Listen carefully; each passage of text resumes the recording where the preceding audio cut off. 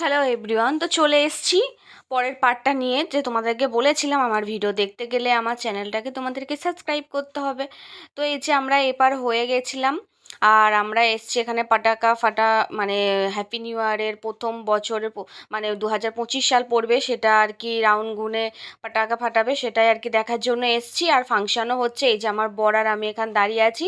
হ্যাঁ, খুবই এনজয় করছি এসে। আর এখানে আমরা আগে কখনো আসিনি, এই ফার্স্ট টাইম আসলাম। আমরা জানি এখানে ফাংশন হয়, আর আমরা তো কেষ্টপুরে থাকি, কেষ্টপুর থেকে লেক টাউন শ্রীভূমি বেশি দূর না, তাও কখনো আসিনি। তো এবারই আর কি এসেছি। দেখো তোমরা, লাইটের কাজগুলো এত সুন্দর করেছে, আর এত ভিড় হয়েছিল গাইস, কি বলবো। জিৎ গাঙ্গুলি যে অ্যানাউন্স করেছে, আর এত ভিড় হয়েছে, মানে মানে কি বলবো, পার হতে পারছিলাম না, এত ভিড় হয়েছে। তো চলো তোমাদেরকে পরের পার্টটা দেখাচ্ছি, পরে আবার দেখছি। এই যে দেখতে পাচ্ছ, এখানে আমি চলে এসেছিলাম। এখানে কিছু জিনিস বিক্রি হচ্ছিল, টেডি বিয়ার এইসব বিক্রি হচ্ছে, যেগুলো আমার খুবই পছন্দ ছিল।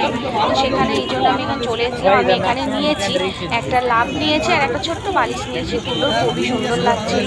আরও অনেক কিছু চয়েস করেছিলাম, তো সেগুলো আর নেওয়া হয়নি, কারণ নিয়ে নিয়ে তো আর ঘুরতে পারি না। তো সেই জন্য দুটো জিনিস নিয়েছিলাম।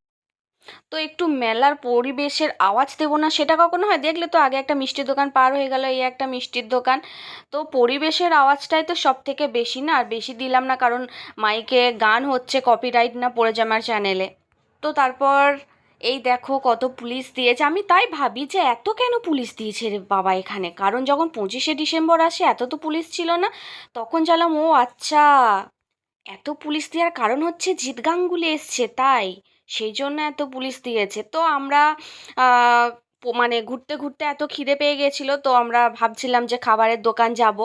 তো ভিড় কাটিয়ে কাটিয়ে ভিড় কাটিয়ে কাটিয়ে মানে খাবার টাবার খেয়ে আসলাম। আমরা খেয়েছি পাপড়ি চাট। পাপড়ি চাট আমার বরের আমার খুব প্রিয় একটা খাবার। তো খেয়ে আমরা চলে এসেছি, কারণ জিৎ গাঙ্গুলি স্টেজে উঠে পড়েছে। কারণ দাঁড়াও তোমাদেরকে দেখাবে, একটু ওয়েট করো, কারণ এত লোকের ভিড় না, মানে দেখানো অসম্ভব হয়ে যাচ্ছিল যে জিৎ গাঙ্গুলি স্টেজে উঠেছে।